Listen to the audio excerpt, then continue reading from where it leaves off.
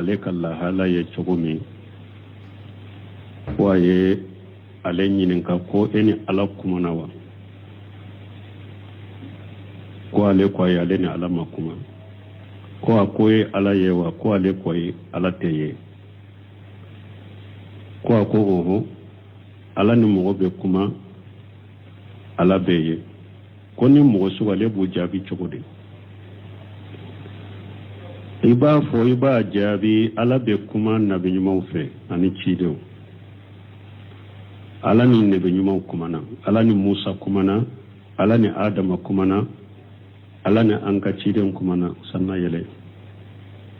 ni ala y'a kanu ni ciden min ka kuma ale ni cidenw bɛ kuma mais i tɛ ala ye de diɲɛ kɔnɔ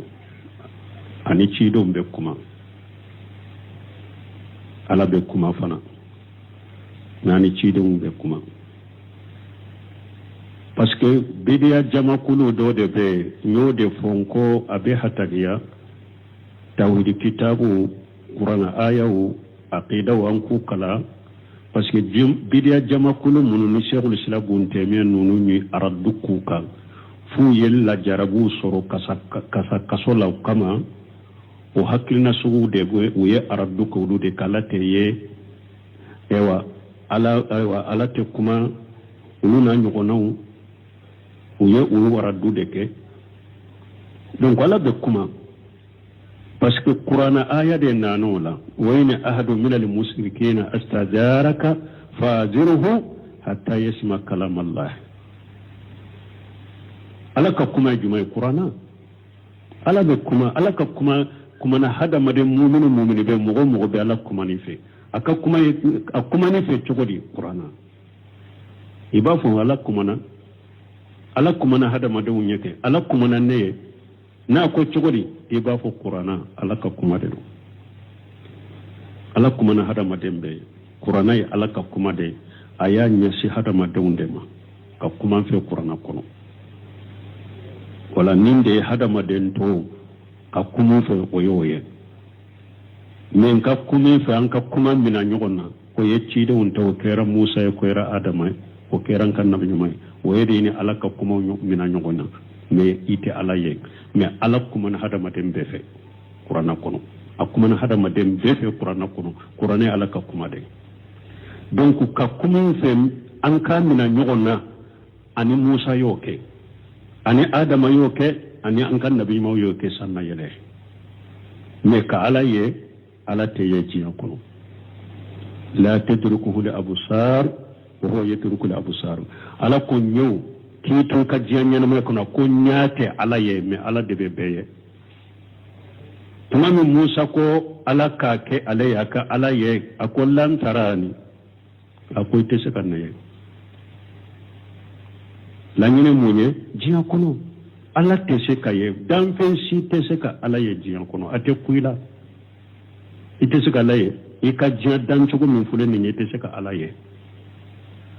mais ala bɛ ye qiyama parce que qiyama ala bɛ hadamadenw da dan cogo kura de la min bɛ k'u la o la a tɛ k'u la diɲɛ kɔnɔ yan u bɛ dan cogo kura de la ala ka yeli bɛ k'u hadamaden la o yɔrɔ la muminu bɛ ala ye walladhina ahsanu al-husna wa ziyada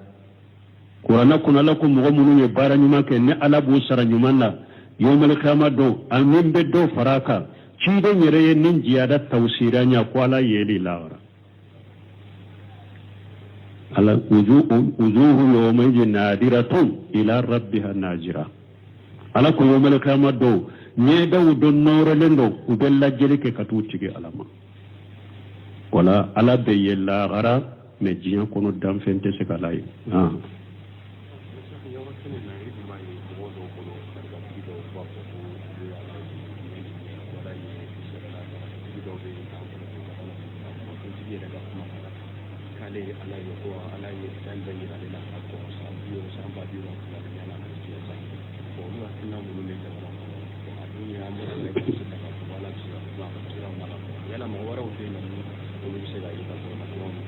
bon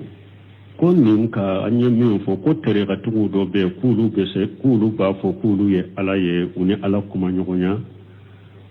ko sambi woro ko samba bi woro fula sana ka jiya da abe fen ko fenke ko ya be fualai wa atigi ambe nunun jabi mun nunun ye shaytane da ye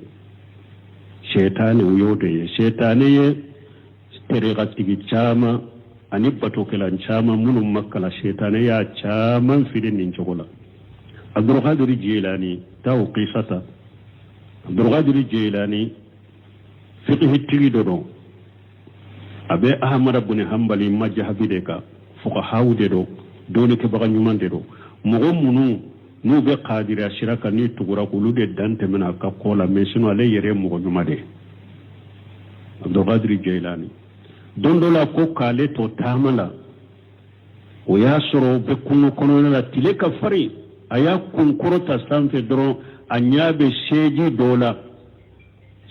dola fendo ba ka sanfe aya ale wele ko Abdul Qadir Jilani ne da yittigi alai ana rabbuka ne yittigi alade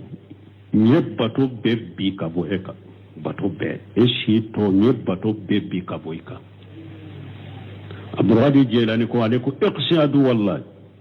ako doya be ala ka jugu ete ala e shaytane ako min tumbe noro min tumbe seji ka seji de do noro la made de tumbaka kale wole ko ale alaye ye bato be bi ka boyka ako ewa doya mabbe ala ka jugu ete ala e shaytane de ako tuma malaye min fotoro noro in kera siside ako Abdul Qadir Jilani ako alaye ekisinema ni ka famuye dinala ika doni ni ka famu ko sababula alayi kisinema me munna iya do ko ne shaytane ako parce que iko ana rabbuka ala bafu ana Allah me ko ana rabbuka mbado ala to minya Allah dam fente se ko tayte se ko fo kele afulana iko yebato bebbi ka bonneka ala ko qur'ana kono wa abudu rabbaka hatta yatiyaka al-yaqin ala ko kitigi ala bato de fo saya kana yima bato te be ka bo mo ka ki ka hakili to achola wodi ato nya do ku ye shetane ako ala yi kisi ne man ni ka doni ni ka fama ko me ne ye bato kala bi wolon fula de fili ni chola bato kola bi wolon fula ne yo de fili ni chola yenye wala ube shetane de ye shaykhul islam gunte me be kuma nuna nyuna ko majmu fatawala ako hara do be ta kulu tara ciden ka kaburula ko ciden ya bolo bo aka kaburu kono kulu fo ka nyamaru kando fuye donc shaykhul islam gunte me ko shetane de be nyeke unye koro chogola ka bolo dimo ko kuma fuye donc shetane redo mo bo fo ko aleni alaye nyugo nyalay ni foye o tariqa tigu shetane wude do non ko lu yeciden da yow u ye shetane da yow o de be u file ni chogola alate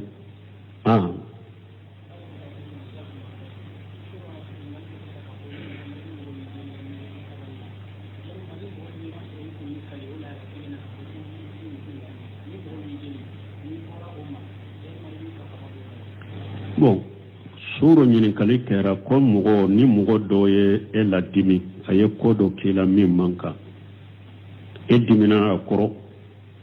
me mugo nanu deli ko ka sabali ka ye ka toy an ko ni sabali ra ya tigi toy sabali min tora tika ani sabali min fana ni nafa bala ko ka fo ka faraka de mo mi ko mi ni mugo nani deli o ko in toli ni e ya toya a tora debe eka ube ni e ya to islamiya maslaha taala ito toyede parce que ala ye ko ne ya fami ni ala ko abi sarala ala ye sarti de kala ya fami be dilalike ya fami be nyalike o ya fa sarabo de la de men ni ya faraya fenna manka ya faminna e ka tora bala ube islamiya maslaha taala islamiya tora de bala barajito ya fasugula de o ka koloshi awa mogo kana tigi jalaki fana parce que mbe nunu fo munna parce que mogo do bolo mogo do no de joyoro la ni koko fora sisa koko kera ni mogo nana dele manka ba mogo bolo cogo fana tede ci de nyere ye mogo do dele uma so amu jalagi ama fen fu ye hari musomi barira to na kan muso kan horoya ako ko alete to barira to bolo ha mukesu muso inde barira to wala mukesu amuso barira to kan horo ufula betunye jonde barira to kan horola mukesu be jonyala o barira to ko sisa ko ale ba ka furusa mukesu fana be barira to fe kojugo aye fembe ke barira ko alete se ka to abolo mukesu ya fo cidenye ko ciden ka barira to dele ale abise ka to ale ka furula cogomi cidenye barira to deli barira to ko yenya mariya de ube dalili de do an ciden ko nyamariya te de dalile de awa kontala unani kuna chama ciden majalabi ama fwa ewa ninye ewa yere bonya bagade ninye bambantire ninye kanna gele de mugo badela tesoi ciden yere tilela ye mugo don teli uma so abula mu jalabi donc ni deli kan nin toy ni ewa min tora ta tigika salama maslaha bala adagara ka yafa ni ko min to yafa tora ba aleka ube salamiya maslaha ta salamiya tora de bala na masoka obila frenta ka wala mu kana jalabi an kan yoro famu awo o sugu fana man ka yafa wala yere fana ante meno la tawsir kala ya min fala on nin ko sisa kan ka yafa minna yafa in torati eka yafa islamiya maslaha bala nafa bala an koy ka yafa o de kani na ya soro kalila sisa ko kada sai min fonne min kenela nete yafi ma ante dia tuguni nete kumi fe fon tuguni ikalila o ko fe mugo nani deli isonna kafara boli bi ka kalila wa kafara boli bi ka inshallah riyadi sarahula sini yere useminu ka sarula bakari kalili abo sarahu konoye donc ibe kafara bo ciden ka hadisa sahlembe akoni mugo min kalila kote hera kodo ke ina na ye ko in keli de ye hera ciden ko kalili kafara bo ika hera inde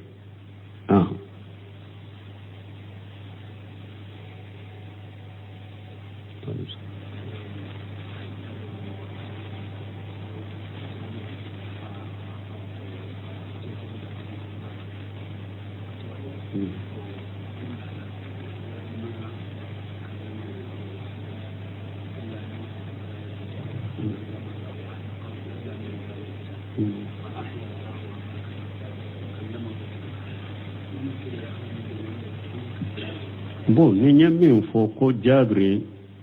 afa abdullahi bun harran ko afatura uhudi do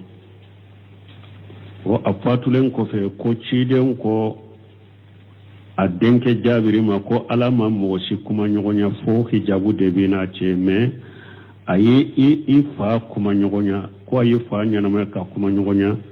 ka soro hijabu te nunu nye titiri doda ni nunu nye barjariya de fana kanyana jiya nyana ma yinte amaka ka jiya nyana ma yala woye shedu su do ne ala fa samanta min kai woyo de ya fatulen ko fe ninte jiya nyana ma yai minye hayatum barjariya tade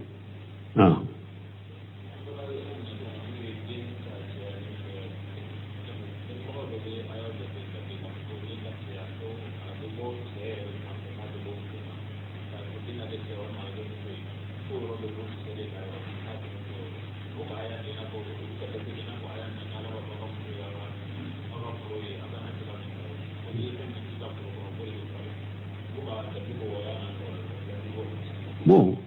anyen min fonni nye aya jelende namborala ya hamuli man yasawi nasa ala kwale debe mogo sodde musola minyatia ko do ko iden ka ke cheye ko akake musoye ko abebo cheye defe ko bo kadere lake nisaukum harsul lakum fatu harsakum annasitum oni ninte nyogo sira la yere o de ato ango qur'ana te tawsirini ka araye qur'ana te tafsir ni hakkilina yede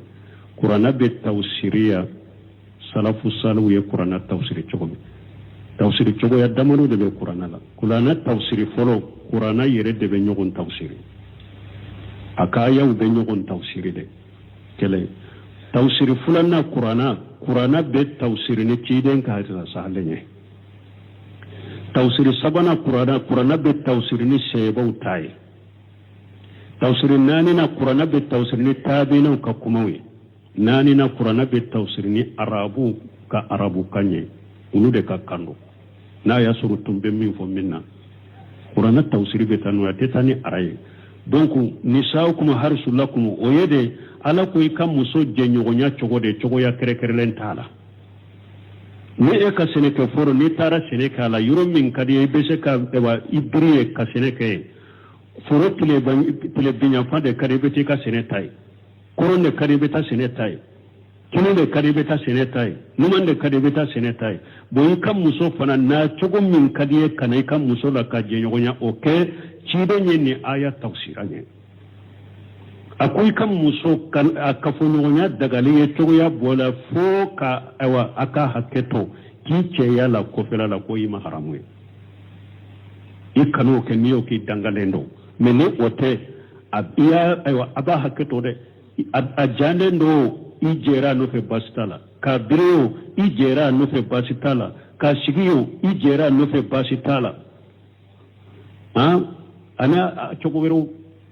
min ye kofela ye a kofela ye kani cɛya dɔ yɔrɔ la o y'i ma haramu ye sino a kafoɲɔgɔnya cogoya bɛɛ dagara ye i y'a kɛ cogo cogo ni a y'a laɲini ye o de ani den lahala o tɛ den sɔrɔ in tɛ kelen ye donc hali tuma min ye ciden ɲininka mun na den bɛ n'a fa la den bɛ kɛ cɛ ye ka n'a fa la ou bien den bɛ kɛ muso ye a bɛ n'a ba la o bɛ kɛ cogo di ciden ko cɛ ni muso a ko n'u ye jɛɲɔgɔnya kɛ ni folo min ka lawaji sera den soma ale de ka lawaji cayara ni muso de ka lawaji folo sera den soma a ka lawaji cayara ka tɛmɛ cɛ ta kan a ko ni ala ka jɛ biji ni laya fara ni ala ka jɛ ye den bɛ kɛ muso ye a bɛna ba la ou bien ba ka mɔgɔ dɔ la ni kafoɲɔgɔnya fana kɛra fana cɛ folo de ka lawaji sera den soma ka caya ka tɛmɛ muso ta kan den bɛ kɛ cɛ ye biizinillah ni ala ka jɛ ye ou bien a bɛna cɛ la ou bien cɛ ka mɔgɔw dɔn a ko min nin bɛɛ bɛ kɛ ala ka jɛ de kɔnɔ donc i den ka kɛ cɛ a ka kɛ muso o tɛ cɛ bolo dɛ o bɛ ala de bolo a tɛ cɛ bolo a tɛ muso bolo a tɛ dɔgɔtɔrɔ bolo o bɛ ala de bolo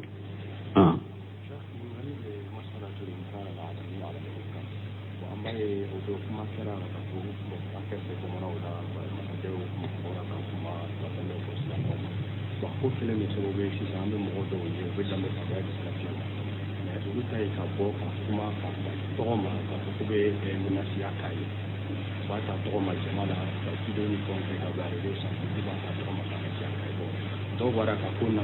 ko n tɛ se ka ko ka taa dɔ ko la ko nin kari sugu a la ka dagalen don kan ye dɔnnibaga dɔw ye minnu y'a la daga ala ni kuma ninnu yɛrɛ cɛ bon ninnu y'a tiɲɛ la an ye ninnu fɔ k'u forfait latigɛ ko min ye kannankariyali kɛ faamaw ka kɛnɛ ka minbariw ni réseaux sociaux la a tɛ bɛn ko an kɛrɛfɛ jamana in na min kɛra dɔw bɛ bɔ réseaux sociaux ka kannankariyali kɛ a kan ko dɔw ko baasi t'a la o sugu la dɔnnikɛbaw dɔw y'a la daga dɔw ko baasi b'a la an bɛ min fɔ a tɛ manahaji salafu la cogo si i ka inkaru kɛ masakɛ ka réseaux sociaux kan Sheikh Ibn Baz ako atem manhaj salafu kan manhaj te fama kan nankarale ke fama kam mimbariu ka deresula erjo sosula isigi yorula ikam majlisula ako salafu ka tabulote ahli sunna wal jamaa bede benembo ka tabulote awa chidende ko anyo fu ya siya joli من أراد أن ينسح لجي سلطان فلا يبديه له علانية وليأخذ بيده ويقلو به فإن قبل منه فجاك وإلا فقد أدى الذي كان له عليه ciren ko ni mo min ba fe kam masake bila sira ka konnan jiya kai akwai kana fo kene ka de ikana fo kene ka amina na bolo de kelena kelen kallan kolonya ibe konnan jiya min fo ka fo na ya mina fule alhamdulillah ma mina alaye min bila e ka fa maka ko la yoke ciren ka disa salen de ninye ciren ka sebo tumbe nende ka tumami usmana ka fitina uko usama tuma munna eteta kuma usmana fe kabila sira ko yala ninne be kuma usmana fe mbaka wunyade la mbaka kene de ka neto koyo fitina min da tugulendo mana kam masake bila sira kene ka fitina da tugulendo do nete ke o fitina da yele baay ana sheninde fo se boge donc atebbe hari ni fama ye kafir kuma de fo mamuno ta kafir kuma be ta temaka ko qur'ana danfende mais ahmara nono ma alagosi kan nan kare kayin karo kaka don kele mimbari ka ube derisula ube mogo nyana uma inkaru kaka idon ko ibn bazi ibn seminu awa ahli sunna wal jamaa salafu karamugo be karani sabab be ube baka de masakete konanjia keneka ate konanjia keneka sunna lesri ate sunna dade ate konanjia keneka ibo ta ke kelena kelede ubanya fo chogomi ahli sunna da karamo baw ya fo chogomi ikelena keleka ke ube nibe sika wele telefone la ika wele telefone la ibe min fo ika fo ube nibe te ka lettre de CV ka chama ibe min fo ko fo ube nibe sika abal masru amasunya modo de chama ki ka si la chama yawa brahman sadi ko har ne ya konna jay kelena kele kanana sigi jamala ko ne ya konna jade akoyi ka konna ya dibila maya ciya yi ka dusun kala si jiyan yere jirai brahman sadi ako har ne masake konna jay kelena kele kana sigi jamala ube ka yawa fore jo sosoka ne kelena kele ne sonja ka ne kelena ne konna jaka ne kelena nyake akoyi ka konna jamin kera dogola iya ika dusun kala si ciyan yere jirai har kana ta fo ko ne ya bilasira ka to fo mo goye wala mbe min fo o ode donc har ni masake kera kafiri de masake har na kera kafiri de ahli sunna wal jamaa bolo ni awa ko fula ye nyogon soroyla u beye tinyali min ka tinyali kan no ambode ta min ka tinyali ka gele ko nyoni masake har ni kera kafiri de o kafir la makan mara tora bola tinyali bola min nan boran masake kofe an yare yado kafiriya saratu dafarala me sete an ye ka boye ahli sunna wal jamaa ko kana bo kofe ambe to akan marala munna parce que akan marala kafirala makan mara woye torai dina kono de min na an bora akama ka kele ni sete an ye ka boye o tora ka gele katema bamma akafirala marali torai wala ambe to akamara la odela ka sabali ka munyu sani ala ka bo anka donc nin ko sugu munun fle ka ke erejo sotura sunnate de har ni mun ni dambe kata salafiya tabolo de mo chaman de ba dambe kata salafiya masate salafiya kawo o chaman de bewo o bu dambe kata salafiya mo ti salafu tabolo ka yere dambe de kata salafiya ma salafiya sira haqiqa awa etikko kelembala do jatela nete jamana minna ko masaketa irijo soso la ka inkaru kaka kannan karale kaka kannani ka borto ka danga minni yere ka jamana masaketa fentala doni ke bawo yenni be jaga be haramuika yere ka jamana masake nan karale ka alanan keneka o haramu yari bolo chogo mide jamana wore fana kan masake ka inkaru ka alanan a haramu yari ko chogo de la kuma mana masakin na be islamiya kadri kono ma qamu fikum sala ciron kum masake be sallide harin na alayo kuma dugo fo ka kafir kuma fo togo anta le kafir adreti de ma qamu fikum salakatu abe sallila ate kafirate aw be sabala korobe islamade do ni kafiriya bangira min nade o sarati duru de fora masake min ni an kan ka bo akama ka kele sarati duru de fora illa an taraw aka yelike kamunye kufra fulana taraw kaye subu hatte de sosole be kafiriya minna do ko kafiru do ko akaye akado dankaniya akado kele fulana kamunye kamundo kufuran kafiriya fasikiya tere kafiriya sabana kafiriya mundo subu ha kafiriya tere be sosole be kafiriya wotere bawaha kafiriya bangale ninte sabaya nanina wa indakum min allahi burhan kafiriya mi dalila bawbolo kabo qur'ana aya wala ne hadisa sahaluna kunni ye kafiriya jelende ninte nani yawa duruna o ye islamiya ka qaida do alisitaatu akasu rabbi sala ninni saratin nani dafara duruna bena bo nimma saga kera kafiriya saratu dafara la duruna be laje bo fanga banna shede an islamaw ye katemaka an bese kata aleta ka bo ka baraka yorola kata bila ka sokono joli kelente bo e islama nyuma bambolo aram place nyuma bambolo ndankana lembo fanaka anya aleta bara yorola dro ambeta osigi ni nono sabatira parce que imam na maliki ko ako sambi wolon fula o ka sambi wolon fula masake tonyani na kela kam mugo mara sambi wolon fula ako akausa jamana ka ke su kele ni masake tala aka sambi wolon fula ke masake tonyani kela bolo imam na maliki ko kanyi katame jamana ka su kele ke ni masake tala